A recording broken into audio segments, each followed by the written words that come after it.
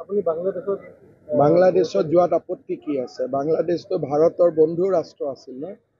বাংলাদেশত আমাৰ হিন্দুৰ কেইবাটাও মন্দিৰো আছে।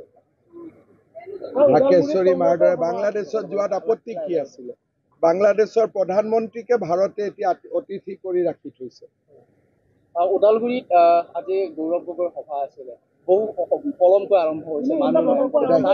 এতিয়া সেইটোৰ উত্তৰ মই দিব লাগিব। চাপৰত এভিকশ্যনৰ পত্ৰখন ইংৰাজীত চাপৰত এভিকশ্যন হৈছিল আই থিংক বাই 6টা বজাত কমপ্লিট হৈ যাব।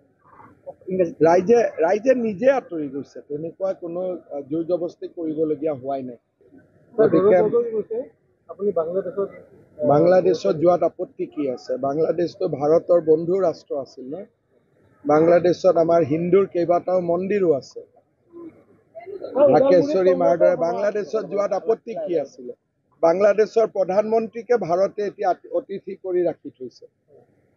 ওদালগুৰিত আজি গৌৰৱ গগৈৰ সভা আছিলে, বহু পলমকৈ আৰম্ভ হৈছে। এতিয়া সেইটোৰ উত্তৰ মই দিব লাগিব। চাপৰত এভিকশ্যনৰ পত্ৰখন ইংৰাজীত চাপৰত এভিকশ্যন হৈছিল আই থিংক বাই 6টা বজাত কমপ্লিট হৈ যাব। ৰাইজে নিজে আঁতৰি গৈছে, তেনেকুৱা কোনো জোৰ জবস্তি কৰিবলগীয়া হোৱাই নাই। আপুনি বাংলাদেশত যোৱাত আপত্তি কি আছে? বাংলাদেশটো ভাৰতৰ বন্ধু ৰাষ্ট্ৰ আছিল ন। বাংলাদেশত আমাৰ হিন্দুৰ কেইবাটাও মন্দিৰো আছে। ঢাকেশ্বৰী মাৰ দৰে বাংলাদেশত যোৱাত আপত্তি কি আছিলে?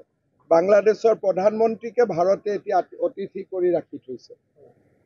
ওদালগুৰিত আজি গৌৰৱ গগৈৰ সভা আছিলে, বহু পলমকৈ আৰম্ভ হৈছে। এতিয়া সেইটোৰ উত্তৰ মই দিব লাগিব। চাপৰত এভিকশ্যনৰ পত্ৰখন ইংৰাজীত চাপৰত এভিকশ্যন হৈছিল আই থিংক বাই 6টা বজাত কমপ্লিট হৈ যাব। ৰাইজে নিজে আঁতৰি গৈছে, তেনেকুৱা কোনো জোৰ জবস্তি কৰিবলগীয়া হোৱাই নাই। আপুনি বাংলাদেশত যোৱাত আপত্তি কি আছে? বাংলাদেশটো ভাৰতৰ বন্ধু ৰাষ্ট্ৰ আছিল ন। বাংলাদেশত আমাৰ হিন্দুৰ কেইবাটাও মন্দিৰো আছে। ঢাকেশ্বৰী মাৰ দৰে বাংলাদেশত যোৱাত আপত্তি কি আছিলে? বাংলাদেশৰ প্ৰধানমন্ত্ৰীকে ভাৰতে এতিয়া অতিথি কৰি ৰাখি থৈছে। ওদালগুৰিত আজি গৌৰৱ গগৈৰ সভা আছিলে, বহু পলমকৈ আৰম্ভ হৈছে। এতিয়া সেইটোৰ উত্তৰ মই দিব লাগিব। চাপৰত এভিকশ্যনৰ পত্ৰখন ইংৰাজীত চাপৰত এভিকশ্যন হৈছিল আই থিংক বাই 6টা বজাত কমপ্লিট হৈ যাব। ৰাইজে নিজে আঁতৰি গৈছে, তেনেকুৱা কোনো জোৰ জবস্তি কৰিবলগীয়া হোৱাই নাই।